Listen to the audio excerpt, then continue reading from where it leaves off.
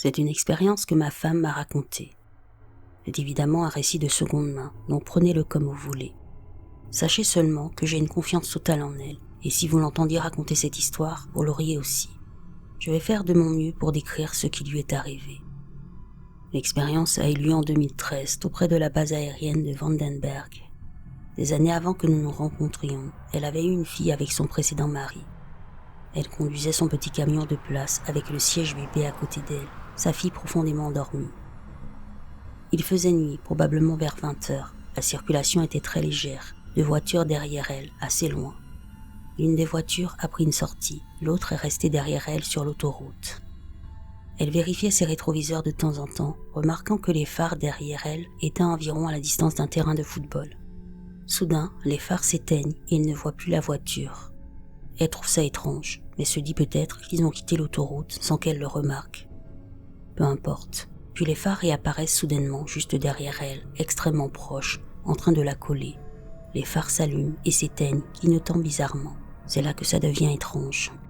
Elle dit qu'elle a senti une présence télépathique dans le camion avec elle, comme si ce qui contrôlait les lumières, l'engin, peu importe ce qu'il y avait derrière elle, pouvait communiquer avec elle, mais dans sa tête. Elle reconnaît à quel point ça semble fou.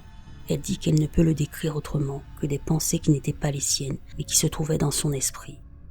Elle dit que cette présence était curieuse d'elle, mais indifférente, comme un enfant curieux d'un insecte. Elle dit qu'elle a eu la pensée imposée dans son esprit, que si ça le voulait vraiment, ça pourrait être dans le camion avec elle à tout moment, que c'était presque comme si ça lui demandait « Qu'est-ce que tu penses de ça ?» d'un ton espiègle, pas malveillant, mais pas vraiment bienveillant non plus.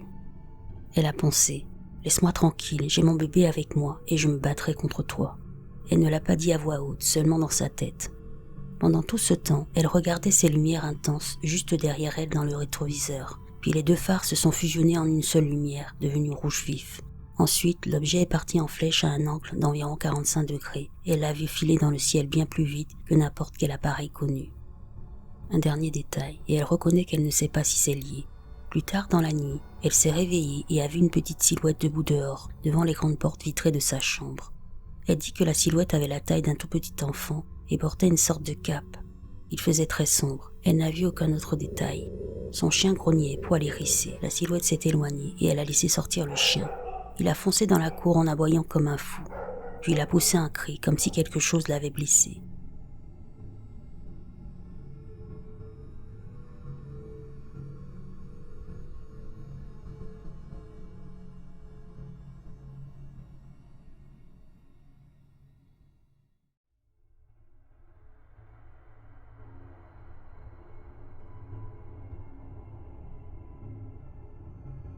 Il y a 4 ans et demi, je campais dans le sud de l'Ohio. C'était une nuit froide et humide et j'étais seule avec mon chat. Je campe dans cette zone depuis de nombreuses années. Je n'ai jamais vécu quoi que ce soit de comparable à cette nuit-là. J'avais bu 2 bières avec le dîner que j'avais préparé sur le feu. Sinon, je n'étais pas intoxiquée, pas d'alcool fort. J'étais installée dans une clairière relativement ouverte entourée de forêts. Un peu après minuit, j'ai décidé d'aller me coucher. J'ai mis mon chat dans sa caisse et je l'ai emmené dans la tente. Après avoir retiré mes bottes, je me suis glissée dans mon sac de couchage et je me suis endormie assez vite. Moins d'1 heure plus tard, je me suis réveillée sans raison. Je suis restée allongée, éveillée, quelques minutes. Juste au moment où je commençais à me rendormir, j'ai entendu un bruit sourd, comme si quelqu'un avait lancé une grosse pierre près de ma tente.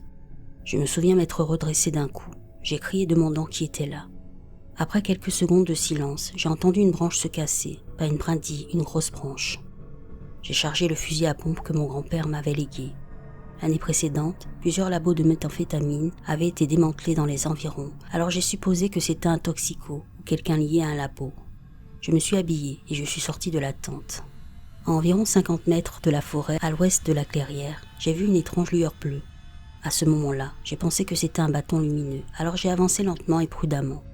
Quand je suis arrivée à une dizaine de mètres, la lumière s'est éteinte et ma lampe torche LED a cessé de fonctionner complètement. Puis j'ai entendu un son que je ne peux décrire autrement que comme un mélange de pépiments et du bruit d'une fermeture éclair. D'abord derrière moi. Je me suis retournée d'un coup et j'ai tiré une fois dans le noir. J'ai entendu un autre bruit derrière moi. J'ai réarmé le fusil, pivoté et tiré encore une fois, arrachant une branche. Puis le son venait de ma gauche, semblant se rapprocher. J'ai tiré encore dans cette direction. Le bruit continuait. À ce moment-là, j'ai commencé à tirer dans toutes les directions en hurlant, jusqu'à vider le fusil. J'ai essayé de me calmer, et j'ai ressenti une peur que je n'avais jamais connue, ni avant ni depuis. Je me suis mis à courir à toute vitesse vers mon campement. Je suis tombé plusieurs fois, mais une fois arrivé, j'ai rechargé le fusil et ravivé le feu. Quelques heures plus tard, j'ai vu une lumière vive dans le ciel. Une seconde après, elle avait disparu, et ma lampe s'est remise à fonctionner.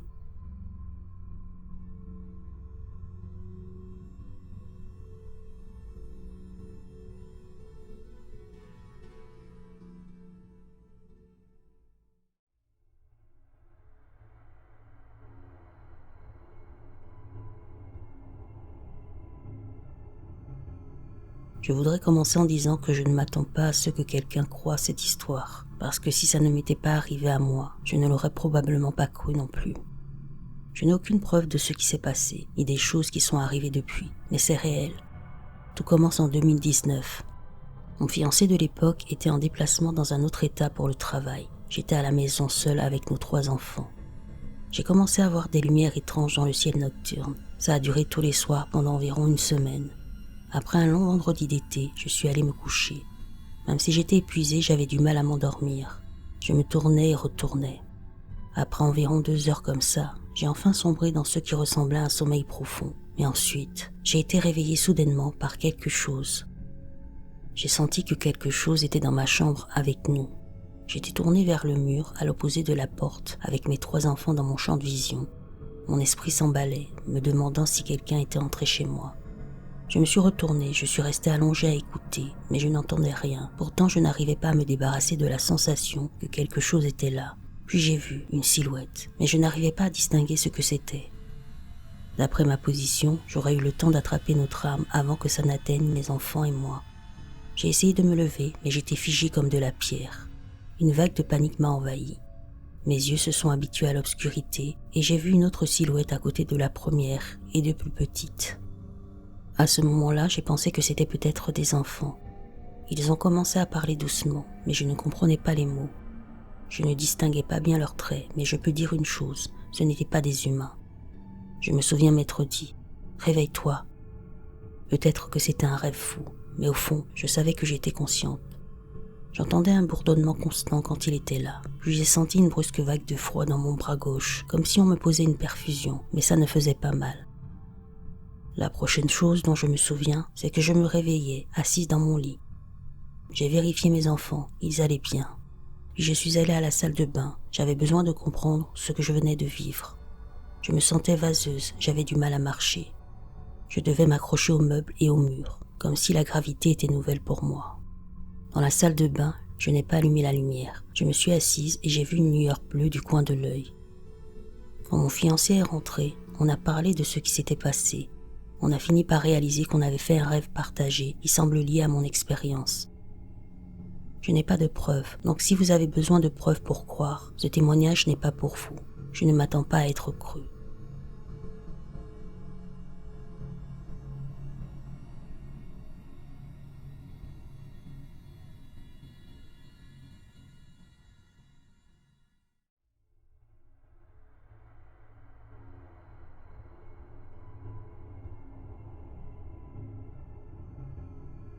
J'avais 19 ans, je rentrais de l'université. Ma sœur, ma mère et mon père étaient là.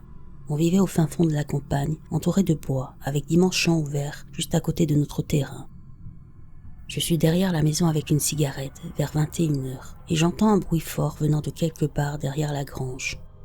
En passant devant la grange, je peux mieux déterminer la direction du son, car il est beaucoup plus fort. Il vient du milieu d'un champ complètement vide, des centaines d'acres. C'était une onde oscillante. Même 30 ans plus tard, je m'en souviens parfaitement. Très fort, très propre, aucune distorsion. Les pics et creux de l'onde se répétaient parfaitement, environ 4 oscillations par seconde. J'ai fait sortir toute la famille pour l'écouter. Ma mère et ma sœur n'ont rien dit et sont immédiatement retournées à l'intérieur. Mon père a juste dit « Ouais, on rentre ». Personne ne voulait en parler. Ils étaient terrifiés et ma famille n'est pas du genre à avoir peur facilement. Je ne les ai jamais vus comme ça avant, ni depuis. J'ai pris un pistolet et une lampe torche et j'ai commencé à marcher le long de la clôture. La lune était très brillante ce soir-là, tout était éclairé, sauf que le champ était couvert de brouillard. J'étais complètement surexcité. J'ai marché jusqu'à ce que le son soit à peu près perpendiculaire à la clôture. Puis j'ai sauté la clôture pour entrer dans le champ d'où venait le son, marchant droit vers lui. C'était incroyablement fort à ce moment-là. Je n'avais pas encore allumé la lampe torche grâce à la lumière de la lune. Le brouillard était épais et j'avais perdu de vue la clôture. Je me suis arrêté 1 minute, puis j'ai fait mon erreur. J'ai pointé la lampe torche vers la source du son et je l'ai allumée. Le son s'est arrêté instantanément. Pas un arrêt progressif, juste un arrêt total, immédiat, au moment exact où j'ai allumé la lampe. Tous les poils de mon corps se sont dressés. Une décharge électrique totale. Je suis resté immobile, essayant de vider mon esprit et de décider si je devais simplement éteindre la lampe et continuer d'avancer vers l'endroit où je pensais que le son se trouvait. Après 1 minute ou 2, ma sœur arrive en courant le long de la clôture avec une lampe torche en hurlant mon nom. Elle criait pour que je revienne parce qu'elle avait peur. Alors je suis finalement retourné vers elle et nous sommes rentrés à la maison. Une fois à l'intérieur, elle m'a parlé des lumières brillantes qu'elle avait vues entrer dans le champ. Elle était terrifiée et ne voulait pas me le dire parce qu'elle avait peur que je parte les chercher. Elle avait raison. Ma famille n'a pas parlé de ça pendant des décennies. Ils avaient tous vu les lumières. Moi je n'ai entendu que le son. Ma mère n'en a jamais reparlé. Elle est morte il y a 15 ans. Mon père et ma sœur ont fini par en parler un peu il y a quelques années, mais pas comme je le voudrais.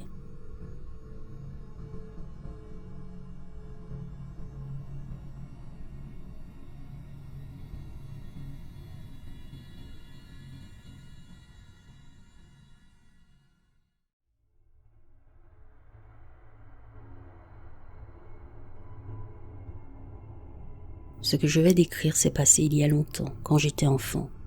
Je n'ai aucune preuve pour appuyer ce que je raconte, à part ce dont je me souviens. Quand j'avais environ 15 ans, j'en ai 23 aujourd'hui, je vivais près d'une base de la garde nationale aérienne. J'ai beaucoup de souvenirs d'avions militaires qui faisaient trembler les fenêtres de la maison en volant à basse altitude, donc je connaissais très bien tous les types d'appareils militaires.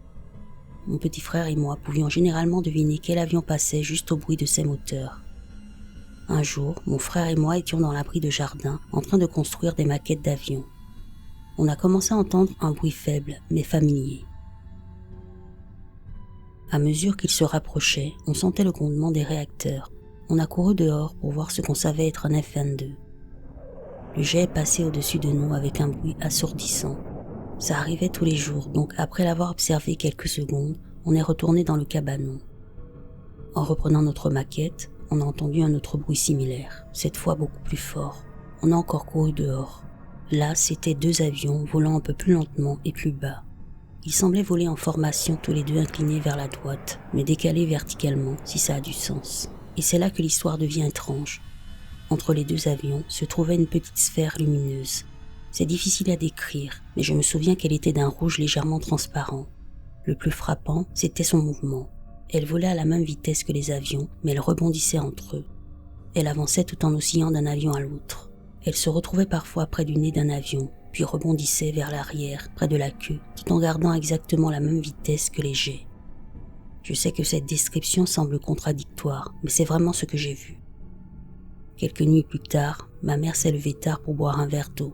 Quelque chose lui a donné envie de regarder par la fenêtre. En observant notre jardin, elle a vu quelque chose d'incroyable. Un grand objet lumineux est descendu du ciel et s'est posé lentement derrière quelques arbres. Elle était sous le choc et m'a dit qu'elle était incapable de faire quoi que ce soit d'autre que regarder. En moins de 30 secondes, la chose est repartie dans le ciel d'un seul coup, sans laisser de traces.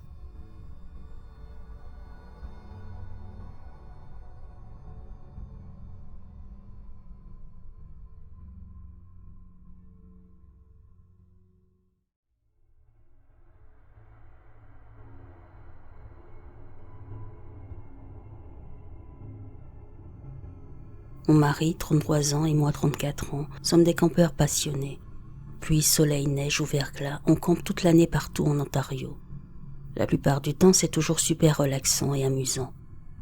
On a nos parcs préférés, mais on adore aussi en découvrir de nouveaux.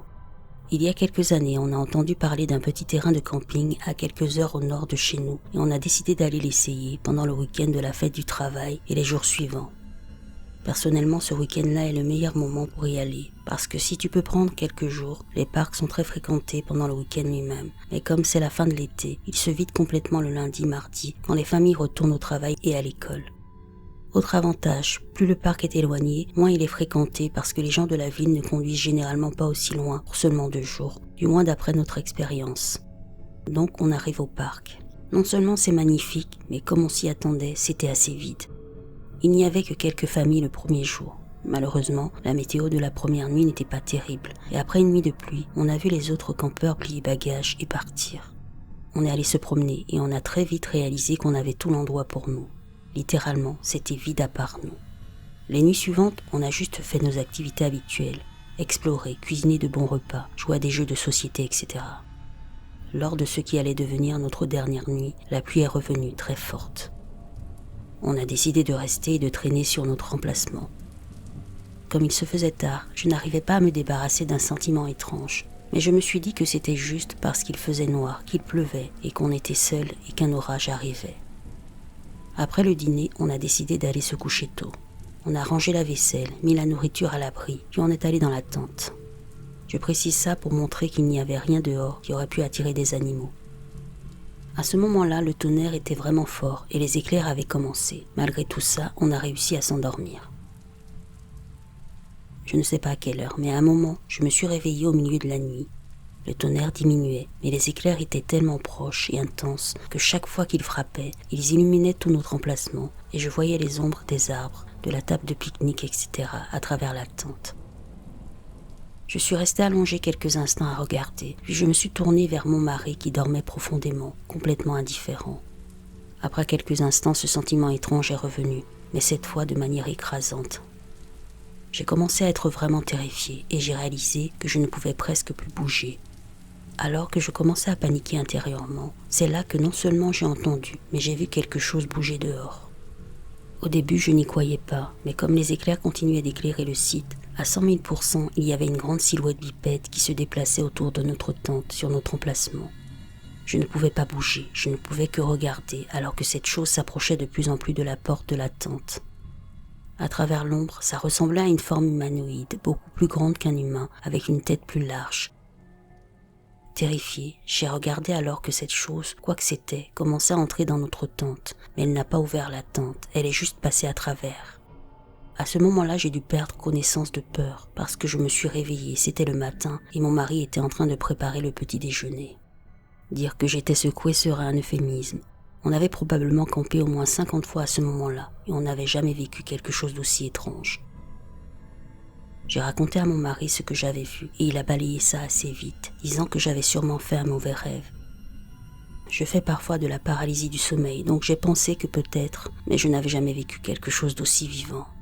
C'était tellement réel et le fait que je pouvais bouger au début était très différent de mes expériences habituelles où je me réveillais complètement paralysée. Comme je n'arrivais pas à me calmer et que je me sentais vraiment mal, il a commencé à tout ranger et on a décidé de partir ce jour-là. Quelques mois plus tard, j'ai reparlé de cette histoire par hasard, en lui réexpliquant ce que j'avais vécu. Il m'a avoué qu'il m'avait menti ce matin-là. Selon lui, cette nuit-là, il s'était aussi réveillé à un moment et avait vu une silhouette humanoïde se déplacer dehors. Il avait pensé qu'il rêvait. Lui aussi s'était senti mal le matin, mais il n'avait rien dit pour ne pas me faire paniquer. Quand je me suis levée et que je lui ai dit que j'avais vu la même chose, ça l'a convaincu qu'il n'avait pas rêvé. On n'a pas vraiment vérifié l'emplacement pour des traces ou quoi que ce soit, parce qu'on pensait tous les deux que c'était un mauvais rêve, et avec la pluie, on n'aurait probablement rien vu de toute façon. On campe toujours, mais c'est l'une des 2 expériences les plus terrifiantes qu'on a eues dans un parc en Ontario. On en a reparlé depuis, et on n'a aucune idée de ce que c'était. Quand je repense à l'apparence de cette chose, elle semblait presque non terrestre, peut-être extraterrestre, surtout la façon dont elle a glissé à travers la tente.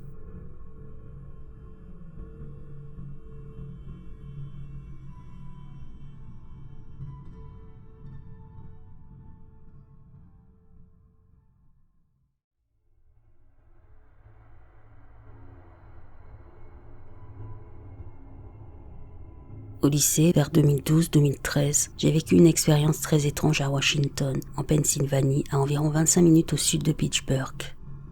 Pour commencer, j'ai grandi dans une famille très religieuse, et même si le sujet n'était jamais abordé, il semblait tabou. Je pensais que toute personne croyant aux extraterrestres ou aux ovnis était littéralement malade mentalement, donc au moment de mon expérience, je ne croyais absolument pas au phénomène. Mon histoire n'a rien d'extravagant, mais c'est exactement comme ça que ça s'est passé. J'étais assis sur le canapé à regarder la télé vers minuit. Je n'étais pas du tout fatigué. En été au lycée, je restais souvent éveillé jusqu'à 3 heures du matin. J'entends alors un bourdonnement très étrange, un son grave que je ne peux comparer qu'au bruit d'un semi-remorque au ralenti.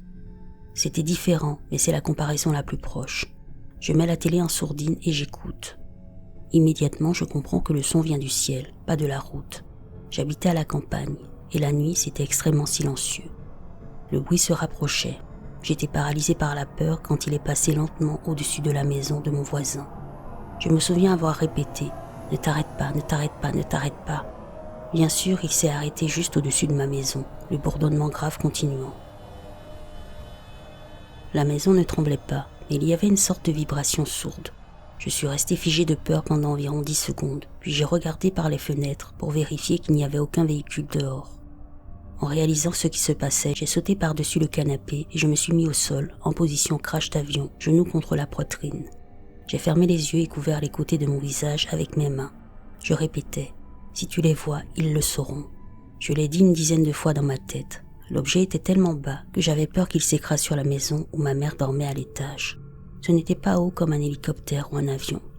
Après environ 30 secondes, il est parti instantanément, en produisant un son électronique aigu. Je suis resté au sol pendant 10 minutes. Ensuite, les yeux fermés, j'ai monté les escaliers en tâtonnant. J'ai écouté devant la porte de ma mère pour voir si elle s'était réveillée. Ce n'était pas le cas. Puis j'ai essayé de dormir par terre, loin des fenêtres. Je n'ai jamais rien vécu de semblable depuis. Ce n'était absolument pas un hélicoptère, un avion ou un drone. L'objet avait une telle présence qu'on aurait dit qu'il faisait la taille de ma maison. J'ai envisagé tous les scénarios possibles pour me convaincre que c'était quelque chose d'explicable. Ça ne l'était pas. Ça ne semble peut-être pas si fou à raconter comme ça, mais si quelqu'un vivait la même chose, il n'aurait aucun doute. Je n'en ai parlé à personne pendant presque 6 ans, de peur qu'on me prenne pour un fou. J'en ai parlé à quelques personnes qui semblent croire que je m'en souviens comme ça, mais qui pensent qu'il y a une explication rationnelle. Je voulais juste raconter ça au cas où d'autres auraient vécu la même chose, et peut-être qu'une seule personne me dise qu'elle me croit vraiment.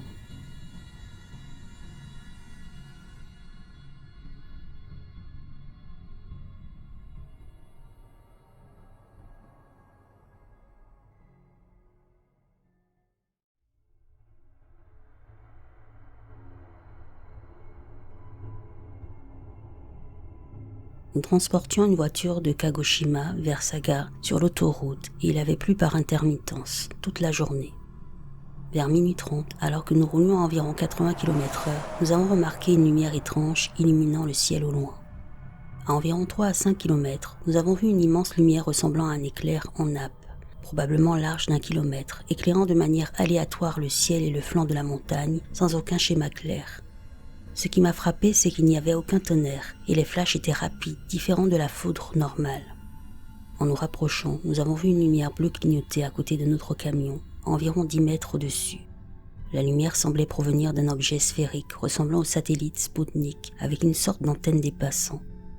Contrairement à l'immense luminosité que nous avions vue de loin, les flashs à proximité n'émettaient presque pas de lumière sur la vidéo, mais en réalité, la lumière était presque aveuglante, comparable au soleil. Sur nos vidéos et captures d'écran, la luminosité ne ressort pas, car l'ouverture réduite de la caméra ne pouvait pas la capturer correctement.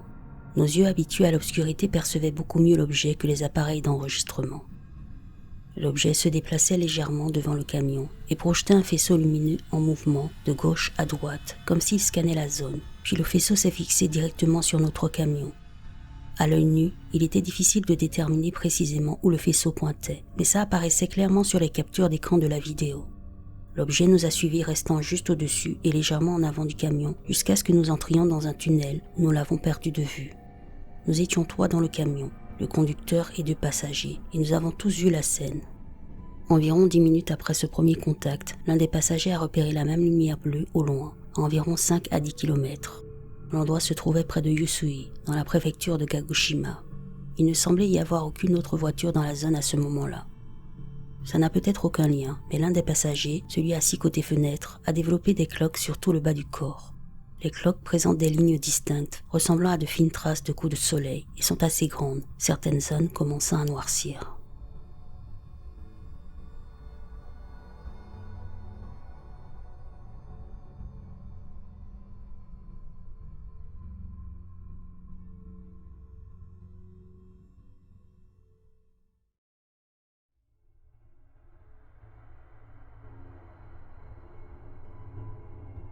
Je conduisais 2 amis dans les collines de Tustin en Californie qui surplombent l'aéroport John Wayne avec vue sur l'océan Pacifique et l'île de Catalina.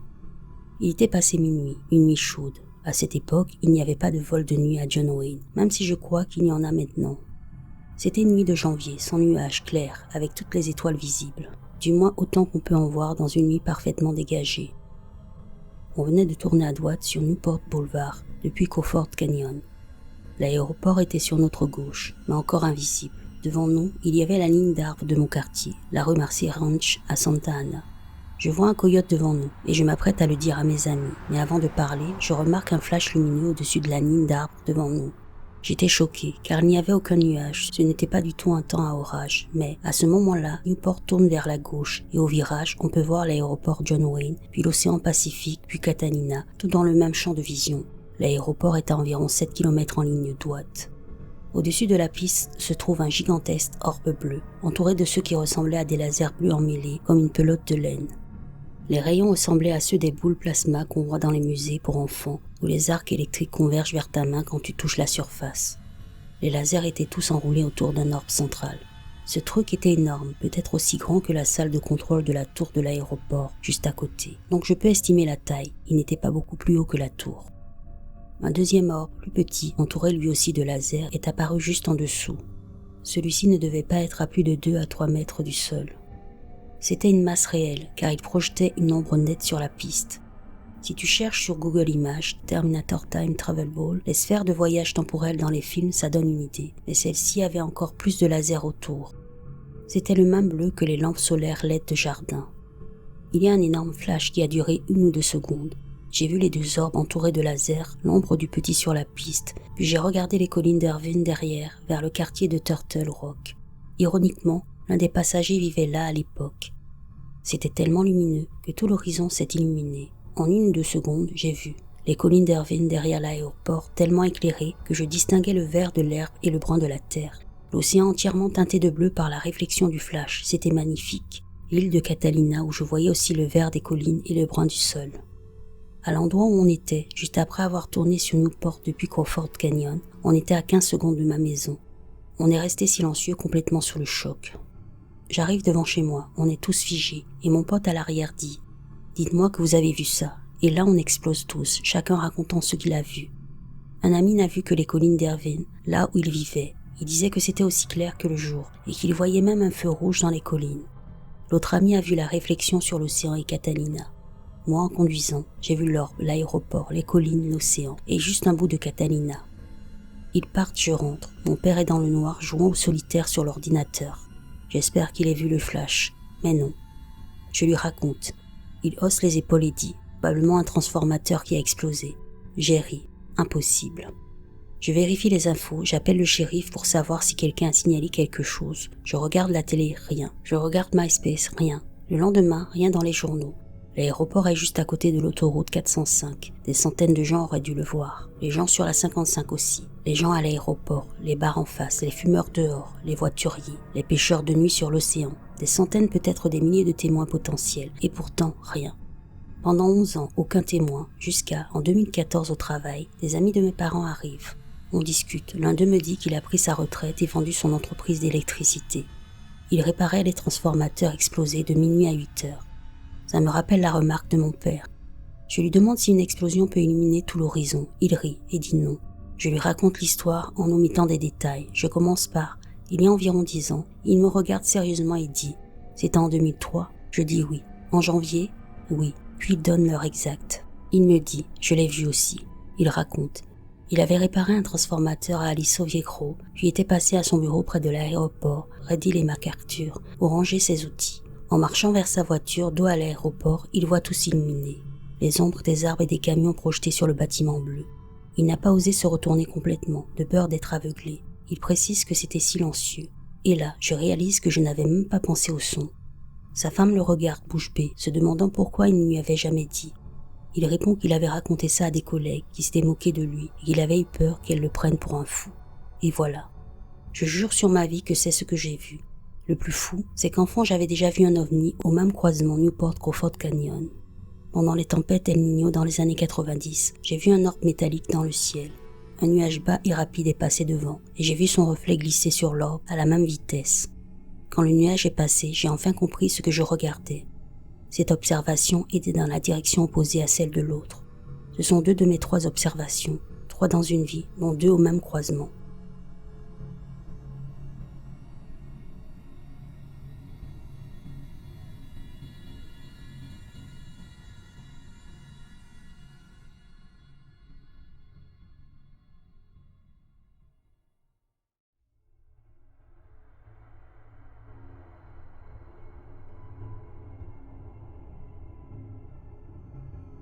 À l'époque, j'avais environ 7 ou 8 ans, et aujourd'hui j'en ai 17. Je n'en ai parlé à personne, à part un seul ami. Je vivais avec ma mère dans un immeuble de 5 étages, au 4e, et un jour j'ai regardé par la fenêtre, et j'ai vu cet objet parfaitement octaédrique, noir ou très sombre, métallique, en train de flotter au-dessus de la rue devant notre immeuble, à environ 20 mètres de moi, et environ 2 mètres en dessous de la fenêtre d'où je regardais. Il ne faisait absolument aucun bruit, et restait presque parfaitement immobile. Sur les arêtes, on aurait dit des rangées symétriques de boulons qui maintenaient la structure. Pas de fenêtre, pas de moteur, pas de lumière clignotante, rien, juste du métal sombre. Si je devais deviner aujourd'hui, je dirais qu'il faisait environ 1 mètre de haut, de large et de profondeur, et qu'il avait l'air vraiment lourd. Je l'ai regardé pendant bien 20 secondes, sans savoir quoi ressentir, et j'ai crié à ma mère « Apporte l'appareil photo ». Elle était en train de faire quelque chose d'important pour son travail sur l'ordinateur, alors j'ai dû aller chercher l'appareil moi-même. Je cours aussi vite que je peux jusqu'au placard, où il était rangé, puis je reviens en courant vers la fenêtre avec l'appareil, et la chose est toujours là, en train de flotter. Je commence à essayer d'ouvrir l'objectif. C'était un appareil photo en plastique, bon marché des années 90, où il fallait faire glisser un petit levier presque toujours coincé pour débloquer l'objectif et l'allumer.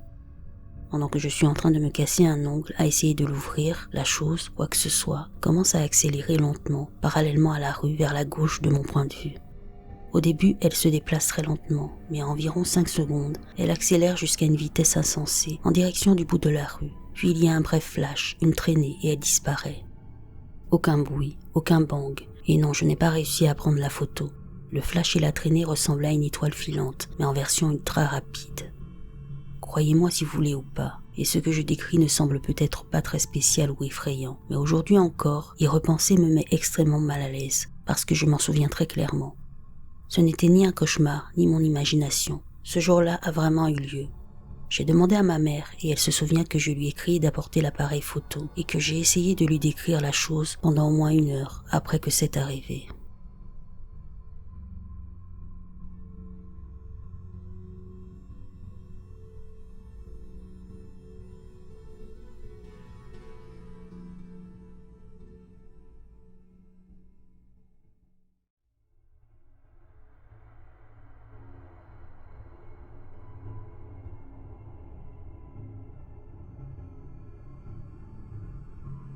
On est en 2020, et moi et ma copine, pas ma petite amie, juste une amie qui est une fille, étions assises dans sa voiture à potiner sur des garçons ou un truc débile du genre. On était complètement sobres, garés à un endroit qu'on appelle le point de vue. Les locaux l'appellent comme ça. C'est un spot sur la montée de la montagne où les jeunes rebelles se garent pour admirer la vue sur la ville et parfois faire des trucs illégaux comme fumer, etc. Un de ces endroits où les ados se rassemblent. Il devait être 21h. Nuit claire, on discute et on regarde la vue devant nous depuis la voiture. Et soudain, on ferme nos gueules d'un coup, de choc et de peur. Un avion de ligne, genre un gros 747, vient littéralement d'apparaître sur nos yeux, à environ 30 à 60 mètres de nous, en lévitation dans le ciel, à peu près à la même hauteur que nous. Comme le parking du point de vue est sur une petite falaise, l'avion flottait au-dessus du sol, au-dessus du bas de la falaise. Il avait l'air solide, mais en même temps pas vraiment. On a cru qu'un avion allait s'écraser sur nous, jusqu'à ce qu'une sensation de calme nous envahisse. Normalement, j'aurais pleuré. On regarde complètement figé, ce monstre d'avion sans lumière, sans logo, immobile, si proche. Au bout d'environ 30 secondes, il commence à monter, lentement, droit vers le haut parfaitement. Il monte de l'équivalent de 2 poteaux de feu tricolores, puis reste à nouveau immobile. Ensuite, il pivote parfaitement. Il fait un long 180 degrés, puis il remonte encore un peu, et là, il se transforme en boule de lumière. L'orbe s'est mis à voler dans le ciel en faisant des mouvements de mouche, puis il est monté un peu, s'est divisé en 2 orbes. ces orbes ont volé, se sont divisés encore, puis il y en avait 4, puis 8, puis finalement les 8, qui étaient autrefois un avion, sont partis dans le ciel dans différentes directions. Après qu'elles aient disparu, j'ai dit « C'était quoi ce bordel ?» Mais on n'en a plus vraiment reparlé après, parce que même si on faisait les courageuses, c'était flippant, genre vraiment flippant. Mais bon, ça reste une expérience de dingue. Je suis totalement ouverte à une autre explication qu'un ovni. Ça pourrait être une technologie de projection avancée, j'en sais rien. Sauter directement à la conclusion alien semble un peu idiot honnêtement.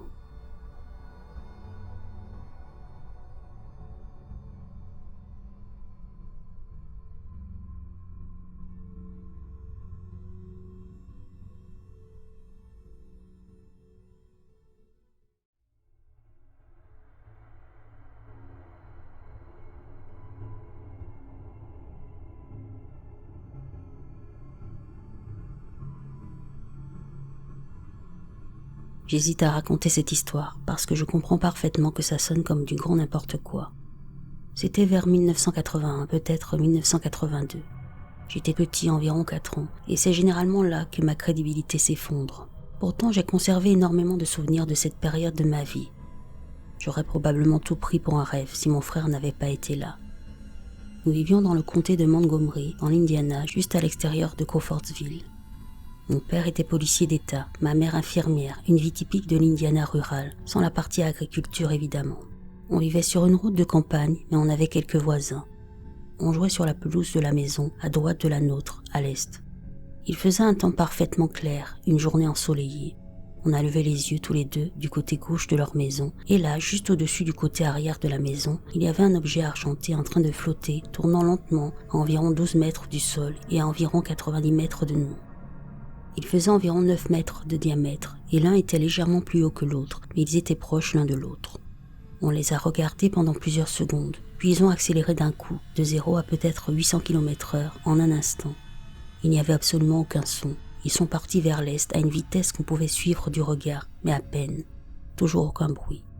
Aujourd'hui encore, je pourrais vous montrer exactement où ils étaient, où nous étions et leur position par rapport à la maison. Tout est pareil, sauf que les arbres sont plus grands.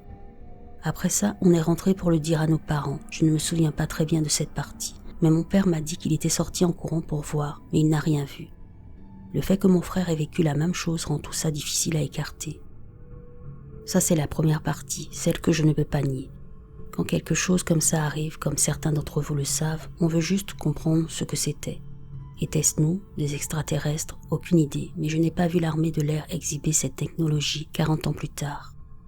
La deuxième partie est difficile à avaler pour moi aussi, donc je comprends si vous me prenez pour un dingue. J'ai fait ce que je considère comme un rêve. Je préfère penser que c'en était un, et je veux que ce soit un rêve, mais c'est encore très vif et ça ressemble plus à un souvenir. Je marchais sur une passerelle, dans une grande pièce sombre. J'étais petit, donc peut-être qu'elle n'était pas si grande. La passerelle tournait vers la droite. De chaque côté, il y avait des trous dans le sol.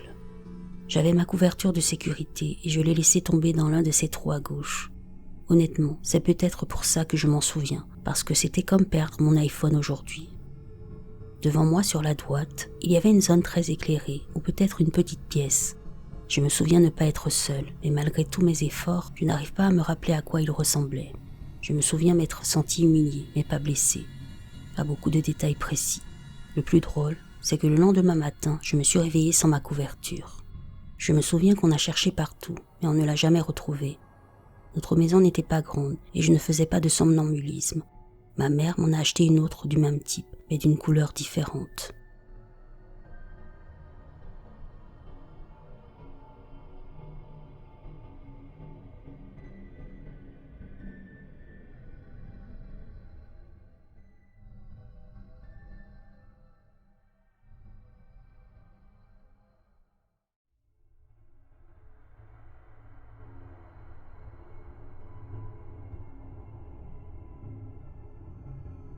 Je ne m'étais jamais vraiment intéressée à ces sujets avant parce que rien ne m'était jamais arrivé.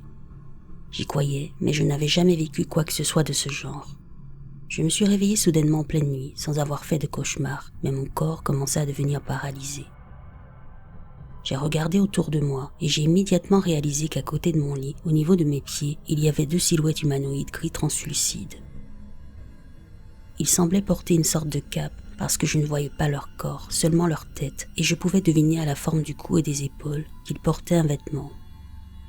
Leurs yeux étaient exactement comme les gens les décrivent, comme ceux qu'on voit quand on recherche extraterrestres sur Google, mais comme je l'ai dit, ils semblaient camouflés dans une sorte de distorsion, comme de la statique translucide. Malgré ça, leur silhouette était visible, et si leur but était de se cacher, ça ne fonctionnait clairement pas. Quand la paralysie commence, tu sens une sorte d'électricité dans la nuque, et ensuite c'est comme si ça envoyait un signal d'alerte à tout ton corps et te paralysait. Puis ils mettent une pression sur ta poitrine pour couper ta respiration. Du moins c'est comme ça que je l'ai ressenti et interprété à ce moment-là. J'ai un ami qui m'avait confié faire parfois des cauchemars en disant « Je ne rêve pas comme ça, ce n'est pas moi ». Personnellement ça ne m'arrive pas, mais il est convaincu que c'est induit par une tierce entité, et il pense que ce sont peut-être aussi des cris. Son histoire m'a aidé à comprendre ce qui se passait, en plus du fait que je les voyais clairement, et j'ai compris que leur but était probablement de se nourrir de ma peur ou d'obtenir une sorte d'énergie à partir de ça. Au bout d'environ 40 secondes, j'ai réussi à briser la paralysie. Je me suis levé et ils étaient toujours là, alors je les ai frappés du poing, mais ma main est passée à travers eux et ils ont disparu.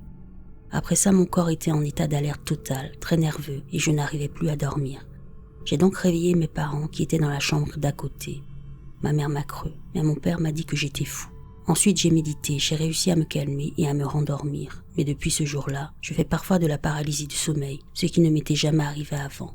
Maintenant, quand ça arrive, je ne vois plus rien comme ça. Je ne reste pas paralysée aussi longtemps et il n'y a plus de pression sur ma poitrine. Mais ça continue de m'arriver de temps en temps et je peux la briser en 30-40 secondes.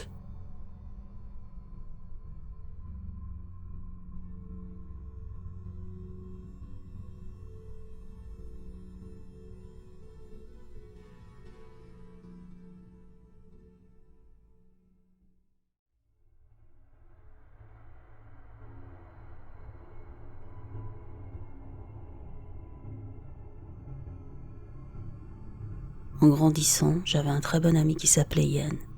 Nous étions un groupe assez large qui traînait souvent ensemble, incluant mon petit frère Dave. Yann était une âme tourmentée qui buvait plus régulièrement que le reste d'entre nous. Il venait d'une famille brisée et n'avait jamais connu son père. C'était l'âme de la fête, mais il en faisait souvent trop, au point qu'on finissait par appeler un taxi pour le ramener chez lui parce qu'il était déjà complètement ivre bien avant nous. Quand il était sobre, c'était probablement le gars le plus vif du groupe, manifestement très intelligent avec un grand sens de l'humour et une réponse à tout. L'une de nos activités était d'aller pêcher de nuit dans une marina locale.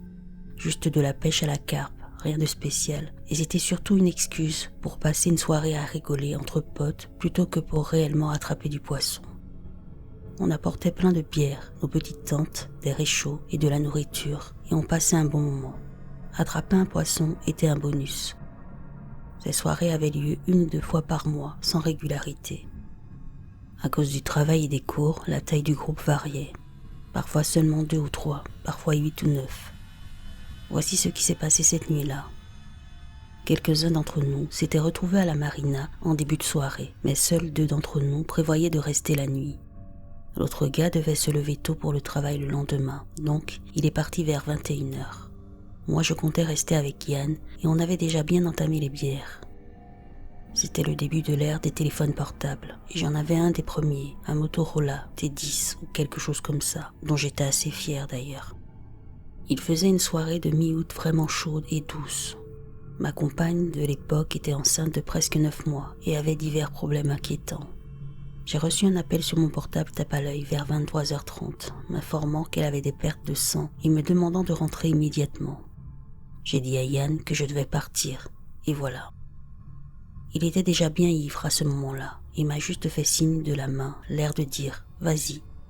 Le lendemain soir, après une fausse alerte, elle et le bébé allaient bien. Quelques-uns d'entre nous ont retrouvé Yann, et il a commencé à nous raconter ce qu'il avait vu la nuit précédente, après mon départ. Il affirmait s'être réveillé soudainement vers 3h du matin et avoir vu une énorme forme triangulaire flotter au-dessus de la marina, environ 15 à 20 mètres au-dessus de l'eau. Il la décrivait comme faisant environ 45 mètres de long, très triangulaire, avec des lumières de différentes couleurs alternant le long de sa partie centrale.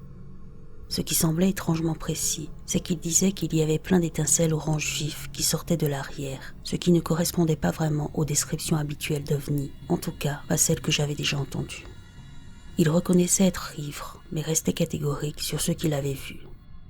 Il disait que l'objet était resté immobile environ 30 secondes, puis avait filé dans l'atmosphère à une vitesse telle qu'il en était tombé à la renverse de sa chaise de camping. Littéralement, là, une seconde, disparut la suivante. Rappelez-vous, 45 mètres, c'est énorme, et il semblait vraiment choqué par ce qu'il pensait avoir vu. Je me souviens même qu'il nous avait fait un dessin sur une feuille A4 lignée, avec les étincelles à l'arrière. Évidemment, vous imaginez bien qu'on n'en a pas cru un mot. On l'a chambré pendant des mois. Il ne s'en est jamais vraiment remis, et même des années plus tard, quelqu'un du groupe ressortait l'histoire au hasard, et les moqueries repartaient. « Hé Yann, tu te souviens de cette nuit où t'étais bourré au parc aquatique et où t'as cru voir un ovni ?»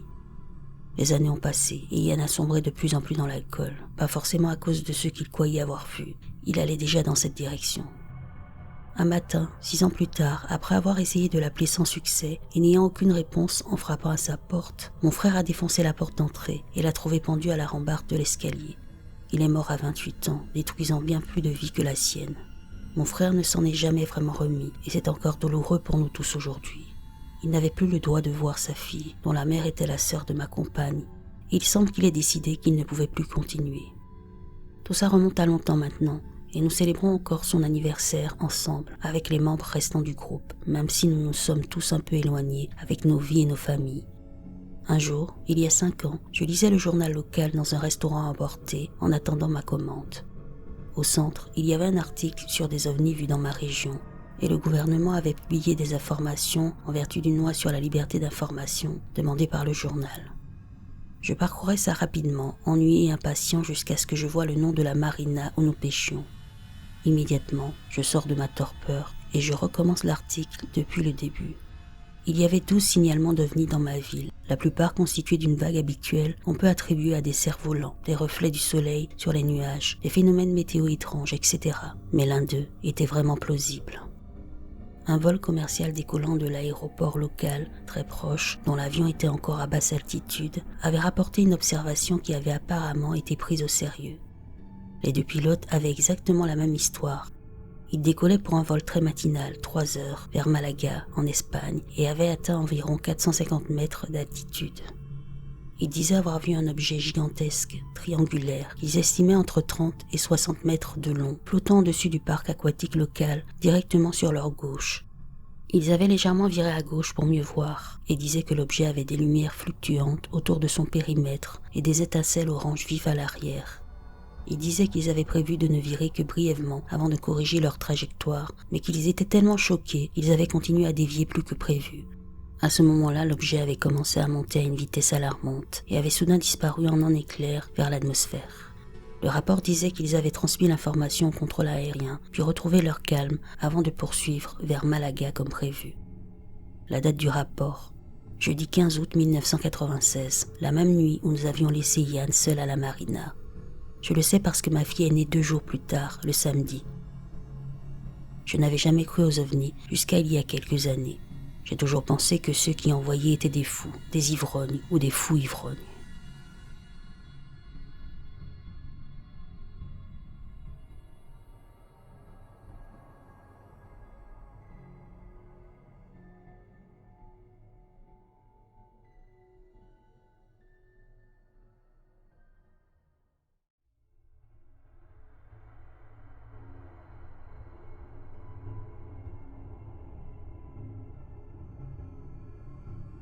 Jeudi soir dernier, ma famille et moi étions à bord du Carnival Jubilee. C'était une journée d'escale à Cozumel et nous avons quitté le port vers 16h. Plus tard dans la soirée, vers 23h, nous sommes sortis sur notre balcon et avons presque immédiatement commencé à voir ce qui ressemblait à de grandes sphères lumineuses effectuant des manœuvres incroyables, entrant et sortant de l'océan. Nous avons filmé environ 8 à 9 minutes, mais il est vite devenu évident que les iPhones ne rendent absolument pas justice à ce que nous voyions. Alors nous avons arrêté de filmer et avons simplement observé jusqu'à ce que les lumières disparaissent. Nous sommes rentrés vers 1h du matin, donc l'observation a duré environ 2 heures. Il y avait trop d'or pour les compter. Elles pouvaient monter instantanément tout droit dans le ciel ou plonger directement dans l'eau. Elles étaient capables de rester immobiles en vol stationnaire, puis de partir à des vitesses qui ne sont pas censées être possibles. Elles s'approchaient du bateau de croisière et venaient très près de nous, et on avait l'impression qu'elles étaient conscientes de notre présence. À ce moment-là, mon mari et moi avions peur et rentrions quelques minutes avant de ressortir. Elles entraient sous l'eau et on pouvait encore les voir sous la surface parce qu'elles étaient très lumineuses.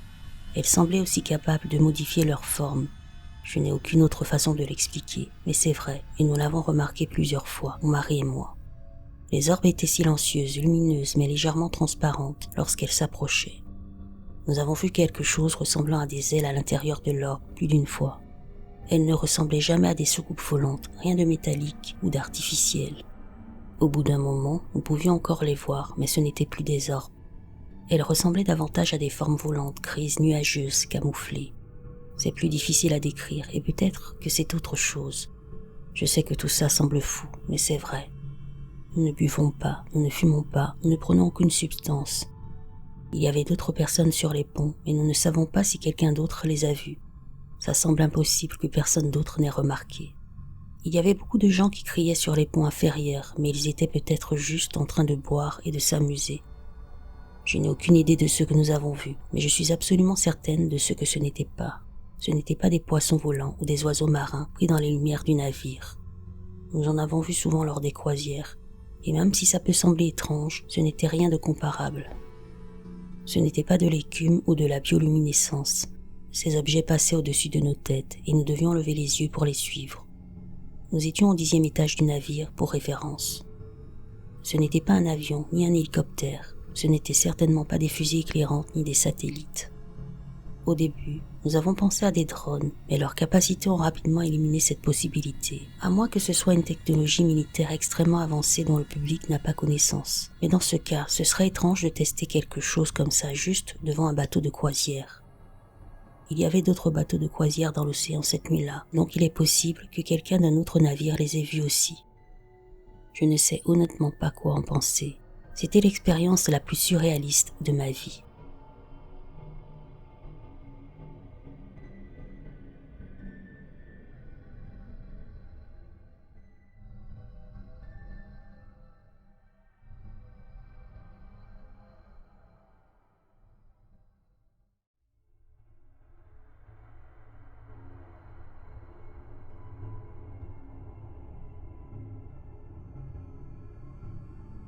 Tu peux y croire, ne pas y croire, penser que je rêvais, peu importe.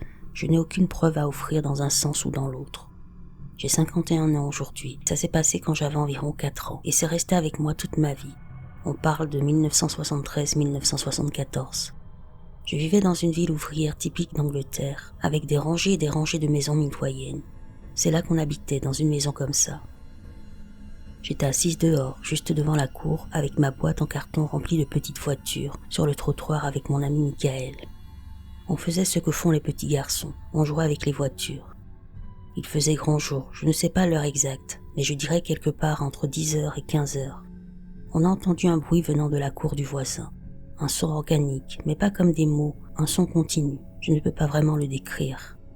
Ça ne décrit pas vraiment ce que c'était, mais c'était clair que ça ressemblait à des mots sans en être. Moi et Michael, on est allé voir ce que c'était, et là, devant la porte du voisin, il y avait 3 êtres, habillés d'une sorte de tenue bizarre, comme des robes. L'un était très grand, avec une robe sombre, un autre un peu plus petit, et le plus petit portait une robe claire, je dis robe faute de mieux. Ils étaient tous complètement différents les uns des autres. On est resté plantés là, à les regarder, bouche bée. On a dû dire quelque chose parce qu'ils se sont retournés. Le plus petit, je précise encore, il ne se ressemblait absolument pas. Avait une tête ronde, un peu comme un casque, mais pas un casque, et une sorte de tube ou de tuyau qui pendait. Et c'est lui, je crois, qui a dit « Vous ne devriez pas voir ça ». Mais il ne l'a pas dit avec des mots, c'était comme si les mots apparaissaient dans nos têtes. Un instant plus tard, ou du moins c'est comme ça que ça a semblé, on était à nouveau assis sur le trottoir avec la boîte de voiture, et pour la première fois de ma vie, j'ai ressenti cette sensation qu'on a quand on s'évanouit ou quand on est sur le point de s'évanouir. Tout devient flou, tournant, confus. J'ai regardé Michael et j'ai dit « Qu'est-ce qui vient de se passer ?» Et il m'a répondu « Je ne sais pas, c'était bizarre. » On s'est relevé et on est retourné voir dans la cour. On savait instinctivement que c'était là, que ça s'était passé. Il n'y avait plus rien. Je n'arrive toujours pas à comprendre pourquoi, en plein jour, il y aurait 3 êtres apparus comme ça, devant une maison au hasard. On en a reparlé des années plus tard, et on s'en souvenait tous les deux, donc je ne pense pas qu'on ait imaginé ça.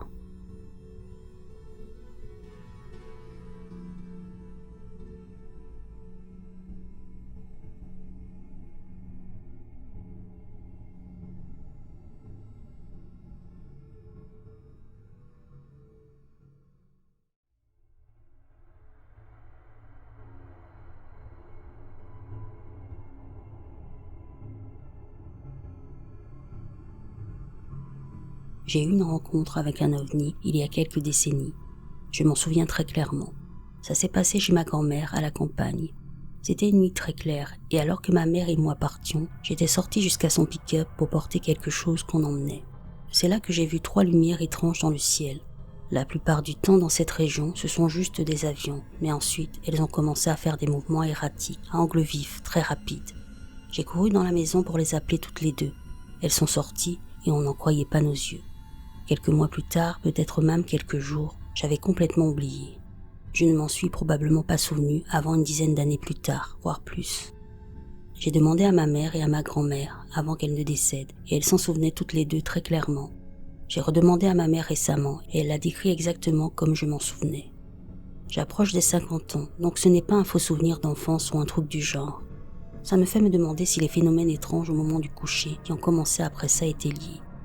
Par exemple, un épisode unique de paralysie du sommeil la veille de mon entrée en école de pharmacie. Ça s'est terminé avec une sorte d'orbe pulsant qui flottait jusqu'à mon visage, puis qui l'a recouvert et m'a aspiré l'air des poumons en vibrant bruyamment au-dessus de moi pendant plusieurs minutes, puis a disparu. Et sans aucune transition, je me suis redressé. J'ai allumé la lumière de la salle de bain en me demandant ce qui venait de se passer. Aucun trou noir, aucune coupure. La chose a juste disparu et j'ai pu respirer à nouveau. J'étais complètement réveillé.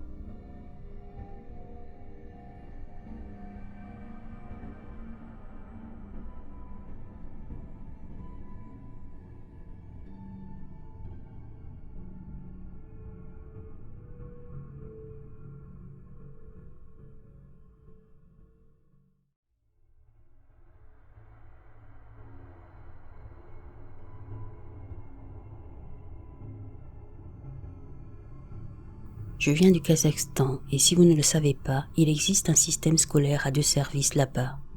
Le premier service va du matin au début d'après-midi et le second du début d'après-midi au soir. En général, depuis la première année, j'étudiais dans le second service et beaucoup d'élèves préfèrent le premier car on a plus de temps libre. Je me souviens très bien de ce jour parce que pour la première fois à l'école, on nous avait transférés au premier service et j'étais en 4e année. C'était l'hiver, les fêtes du Nouvel An venaient de passer, c'était au début de 2006. Je me suis préparé pour aller à l'école et en chemin, je suis passé chez mon ami pour qu'on y aille ensemble. L'école n'était pas loin, environ 10 minutes de marche. En route, nous avons aussi croisé 2 garçons d'1 an plus âgés que nous de notre école. On marchait comme d'habitude et en approchant de l'école, on a remarqué que beaucoup de gens commençaient à faire demi-tour et certains regardaient simplement le ciel. On ne comprenait pas vraiment ce qui se passait. Quand on a levé les yeux pour regarder ce que tout le monde observait, on n'en croyait pas nos yeux. Il y avait une grande tour de télévision non loin de l'école et un ovni volait juste à côté. Je ne sais pas vraiment s'il volait près de la tour ou s'il était beaucoup plus haut et qu'on avait juste l'impression qu'il était à côté. Je me souviens très clairement du ciel sombre et limpide et de cet objet brun. Il se déplaçait assez lentement et nous étions tous en train de le regarder. Je me souviens distinctement de la façon dont il scintillait. On a commencé à remarquer que certains essayaient même de le prendre en photo avec leur téléphone, mais je pense que ça n'a rien donné vu les téléphones de l'époque. Le premier iPhone est sorti en 2007 et je ne l'ai vu dans notre pays que bien plus tard. À cette époque, les produits des grandes marques, surtout les nouveautés, mettaient longtemps à arriver sur notre marché. On est resté un moment à le regarder, on a plaisanté un peu avec les gars, puis on est allé à l'école. À l'école, on a raconté à nos camarades ce qu'on avait vu, mais ils ne nous ont pas vraiment cru. Même aujourd'hui, quand je raconte cette histoire, mes amis restent sceptiques. Beaucoup de temps est passé depuis et j'ai perdu contact avec cet ami. Mais je me souviens que vers la fin de notre scolarité, lui et moi nous rappelions encore cet incident. Et nous l'avions raconté à sa petite amie. Elle ne nous a pas cru non plus. Mais mon ami et moi, après tout ce temps, nous sommes absolument certains de ce que nous avons vu.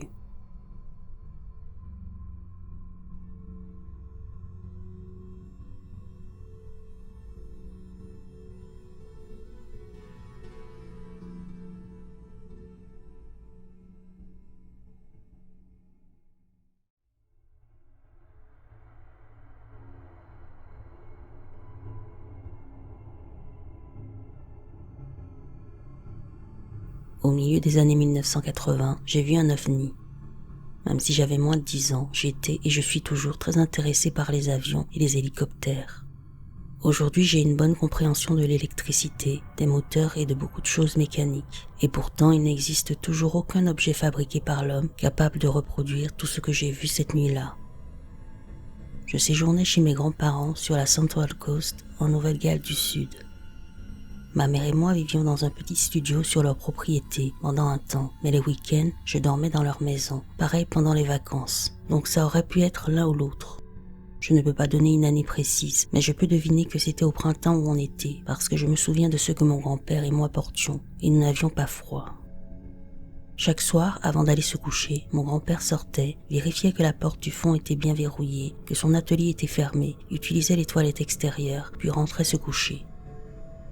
D'habitude, il mettait 10 à 15 minutes, mais ce soir-là, il avait mis tellement de temps que ma grand-mère m'a demandé d'aller voir ce qu'il faisait. J'ai descendu le chemin et je l'ai trouvé debout, immobile, regardant le ciel en silence. Je me souviens de l'avoir appelé, d'avoir couru vers lui, puis d'avoir levé les yeux comme lui. Il y avait une forme ovale dorée orangée dans le ciel au-dessus de nous. Son contour était flou, je dirais, mais comme pulsant, un peu comme du métal chauffé au rouge, très lumineux au centre, moins vers l'extérieur, c'était juste là. Aucun bruit, aucune odeur, rien. Après un moment, il a semblé se rapprocher et sa taille a à peu près doublé. Il paraissait immense. C'est difficile d'expliquer une taille, mais pour donner une estimation rapide, je dirais 2 fois la taille d'une piscine normale. Il était juste là, et nous restions tous les deux debout en silence. C'était une expérience étrange. Nous n'avions pas peur, nous étions juste là, presque complètement détachés du reste du monde. Après un certain temps, ma grand-mère est sortie en nous appelant. Elle s'est approchée et a fait exactement ce que nous faisions. Encore une fois, du temps a passé, je ne sais pas combien, puis il est parti. Si je devais le décrire, c'était presque comme éteindre une lumière. Mais on voyait clairement qu'il s'était éloigné, et la raison pour laquelle il avait rétréci était qu'il s'était éloigné si rapidement qu'il avait disparu de notre champ de vision. Nous sommes rentrés à l'intérieur, et beaucoup de temps s'était écoulé. Mon grand-père allait normalement se coucher vers 21h, et j'avais le droit de regarder la télé jusqu'à 21h30, et là, il était bien plus tard, je pense autour de 22h30. Nous sommes allés nous coucher, et à partir de ce moment-là, nous n'avons plus jamais parlé de cette expérience. Ils n'en ont parlé à personne. Si quelqu'un d'autre l'a vu, personne ne nous l'a dit. Donc ce n'était évidemment rien de fabriqué par l'homme. Même aujourd'hui, nous n'avons aucun appareil capable de faire ça. Même si on avait quelque chose d'aussi rapide, il y aura un bang supersonique. Et au-delà de tout ça, nos corps humains, fragiles et mous, ne survivraient pas à de telles vitesses. J'ai maintenant la quarantaine et je suis un peu perdu face à cette rencontre.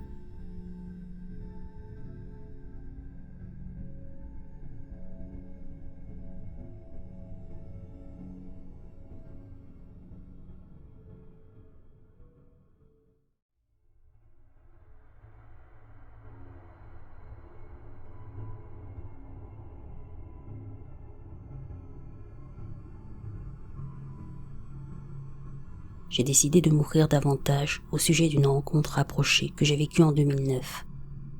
J'ai vécu cette expérience avec 4 autres personnes. C'était en plein jour et tout le monde était sobre. Le premier événement. Je suis dehors en train de travailler avec quelques autres personnes dans un ranch en Californie. Il devait être environ 16-17 heures, une journée d'été parfaitement claire et ensoleillée comme on en voit en Californie. Du coin de l'œil, je remarque une boule de lumière blanche, appelez ça un orbe ou une sphère. Elle avançait tranquillement dans le ciel. Dès que je l'ai vue, j'ai immédiatement crié pour que tout le monde regarde et je l'ai pointée du doigt. Et au moment même où je la montre, elle s'arrête net, puis commence à venir droit sur nous. Cette chose n'a pas hésité une seconde, elle se déplaçait vite, sans aucun signe de propulsion. Je suis un ancien de la Navy, donc je sais reconnaître nos appareils. Cette chose s'est arrêtée et est venue vers nous à une vitesse que je n'avais jamais vue auparavant. Tout le monde a paniqué et on a couru vers nos véhicules jusqu'à ce qu'elle s'arrête juste au-dessus des arbres, très près de nous. Elle est restée là, immobile, à nous observer. Ça a semblé durer une éternité, mais en réalité peut-être 30 secondes. Puis d'un coup, elle est montée, et je veux dire, elle a filé comme un éclair. Elle est montée droit hors de l'atmosphère et a disparu dans ce qui ressemblait à une sorte de trou de verre rouge. Deuxième événement. Cette nuit-là, après avoir enfin réussi à dormir, je me suis réveillée debout au milieu de ma chambre, incapable de voir, d'entendre ou même de me rappeler où j'étais. après 10-15 secondes, mes sens sont revenus et j'ai réalisé que j'étais debout au milieu de ma chambre. La même chose est arrivée à l'une des autres personnes présentes ce jour-là.